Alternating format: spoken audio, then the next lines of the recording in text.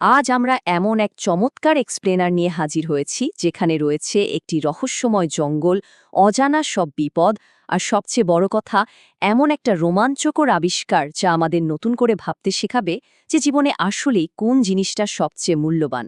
আজ আমরা কথা বলবো সাহস আর বন্ধুত্বের এক দারুণ দৃষ্টান্ত নিয়ে। তো চলুন আর দেরি না করে সরাসরি মূল গল্পে ঢুকে পড়া যাক।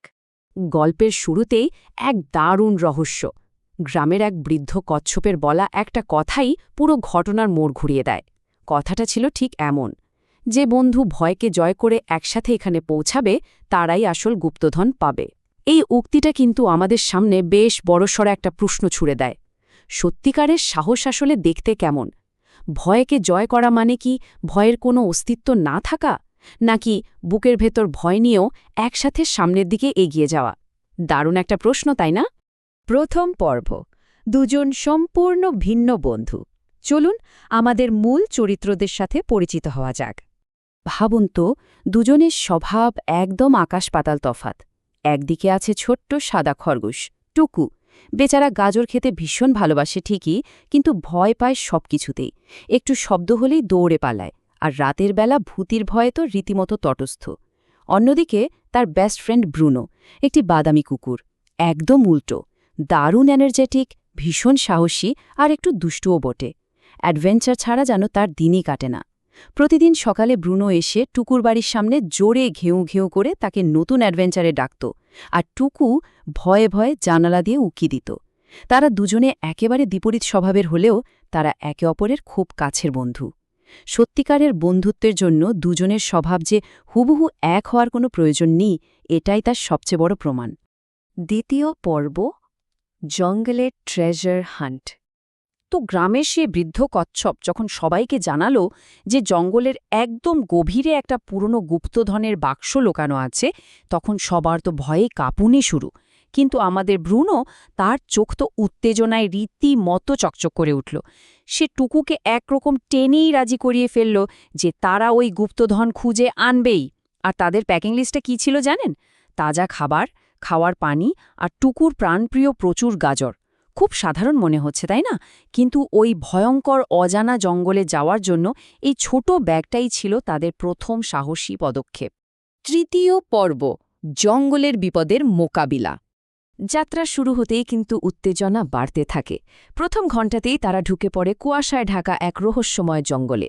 চারপাশে শুধু অদ্ভুত সব শব্দ আর বড় বড় গাছ। এরপর দ্বিতীয় ঘণ্টায় ঘটে এক মজার কাণ্ড। ঝোপের ভেতর হঠাৎ খসখস শব্দ, আর টুকু তো ভূত ভূত বলে চিৎকার দিয়ে একেবারে অস্থির। কিন্তু একটু পরেই দেখা গেল সেটা স্রেফ একটা ছোট্ট কাঠবেড়ালি। ব্রুনো তো হেসেই কুটিকুটি। কিন্তু ভাই, আসল বিপদটা আসে ঠিক তৃতীয় ঘণ্টায়। তাদের সামনে এসে পড়ে একটা ভাঙা কাঠের সেতু, আর তার ঠিক নিচেই বইছে এক ভয়ঙ্কর খরস্রোতা নদী। বোঝাই যাচ্ছে বিপদের মাত্রা সময়ের সাথে সাথে সত্যি কিভাবে লাফিয়ে লাফিয়ে বাড়ছে। ওই ভাঙা সেতু পার হওয়ার মুহূর্তটা ছিল রীতিমতো দম বন্ধ করা। ভয়ে টুকুর পা তো ঠকঠক করে কাঁপছিল।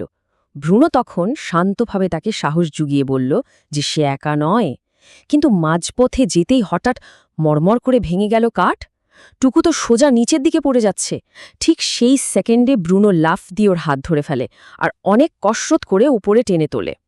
কাঁপতে কাঁপতে টুকু যখন বলল যে ব্রুনো না থাকলে আজ তার কি হতো, তখন ব্রুনো হেসে শুধু একটাই কথাই বলেছিল, বন্ধুরা একে অপরকে কখনো ফেলে যায় না। এটা শুধু একটা কথা নয়, বিপদের সময় এই অবিচল বিশ্বস্ততাই তো সবচেয়ে বড় ভরসা, তাই না? চতুর্থ পর্ব, ভালুক এবং গুহা। মৃত্যুর মুখ থেকে ফিরে আসার পর এবার আসল পরীক্ষা। জঙ্গলের গভীরে একটা পুরনো অন্ধকার গুহা, যেখান থেকে হঠাৎ বেরিয়ে এলো এক বিশাল কালো ভালুক। টুকু তো ভয়ে প্রায় অজ্ঞান, কিন্তু দেখুন পরিস্থিতি কিভাবে সামলায় তারা। প্রথম ধাপে ব্রুনো একদম বীরের মতো সামনে দাঁড়িয়ে জোরে জোরে ঘেউ ঘেউ করতে থাকে টুকুকে বাঁচাতে। কিন্তু আসল টুইস্ট আসে দ্বিতীয় ধাপে। যেটুকু একটু আগেও ভয়ে কাঁপছিল, সে হঠাৎ বুঝতে পারল ভালুকটা আসলে রাগী নয়, বেচারা ভীষণ ক্ষুধার্ত। ব্যাস, নিজের সব ভয় দূরে সরিয়ে সে ব্যাগ থেকে একটা গাজর বের করে এগিয়ে দিল ভালুকটার দিকে। আর তৃতীয় ধাপে সেই গাজর খেয়ে খুশি হয়ে ভালুকটা একদম শান্ত হয়ে তাদের গুহার ভেতরের গোপন রাস্তাটা দেখিয়ে দিল। মাঝে মাঝে গায়ের চোরের চেয়ে একটুখানি সহানুভূতি আর উপস্থিত বুদ্ধি যে আসল সাহস, এটা তারই দারুণ একটা প্রমাণ। পঞ্চম পর্ব, আসল গুপ্তধনের সন্ধান। অবশেষে এত ভয়ঙ্কর সব বাধা আর চরম বিপদ পার হওয়ার পর সেই বহু কাঙ্ক্ষিত সোনালি বাক্সটা এখন তাদের হাতে। চরম উত্তেজনায় তারা বাক্সটা খুলল। আচ্ছা, এখানে একটু থামি। আপনারা সবাই একটু চিন্তা করে দেখুন তো, এত কষ্ট করে যে বাক্সটা পাওয়া গেল তার ভেতরে আসলে কি থাকতে পারে? রাশি রাশি সোনা, চকচকে হীরা, নাকি অন্য কোনো দুর্লভ রত্ন? উত্তরটা শুনলে আপনারা সত্যি অবাক হবেন। না, বাক্সের ভেতর কোনো সোনাদানা ছিল না। সেখানে ছিল এমন কিছু যা টুকু আর ব্রুনোর কাছে পৃথিবীর যে কোনো সোনার চেয়েও দামি। প্রচুর গাজরের বীজ, যা টুকুর জানের চেয়েও প্রিয়, আর এক গাদা কুকুরের বিস্কুট, যা ব্রুনোর সবচেয়ে পছন্দ। সাথে ছিল একটা পুরনো রহস্যময় চিঠি। তাতে লেখা ছিল সেই কচ্ছপের বলা কথাটাই, যে বন্ধু ভয়কে জয় করে একসাথে এখানে পৌঁছাবে তারাই আসল গুপ্তধন পাবে। এই আবিষ্কারটা আমাদের একটা গভীর বার্তা দেয়। গুপ্তধনের মানে আসলে একজনের কাছে এক রকম। তাদের জন্য এই দরকারি আর ভালোবাসার জিনিসগুলোই ছিল সবচেয়ে বড় আর অর্থবহ পুরস্কার। তবে গল্পটা কিন্তু শুধু এই গুপ্তধন পাওয়ার মধ্যেই আটকে থাকেনি। দারুণ একটা কাজ করল তারা। গ্রামে ফিরে সেই বীজগুলো রোপণ করে গ্রামের পাশে বিশাল এক চমৎকার বাগান তৈরি করে ফেলল। সবার জন্য সেখানে তাজা গাজর, নানা রকম ফল আর ফুল জন্মাতে শুরু করল। গ্রামের সব প্রাণী সেই বাগানে আসতে শুরু করল। নিজেদের অর্জনকে শুধু নিজেদের পকেটে না রেখে সবার সাথে ভাগ করে নেওয়ার এই যে মানসিকতা, এটাই তো একটা সত্যিকারের সার্থকতার প্রমাণ, তাই না?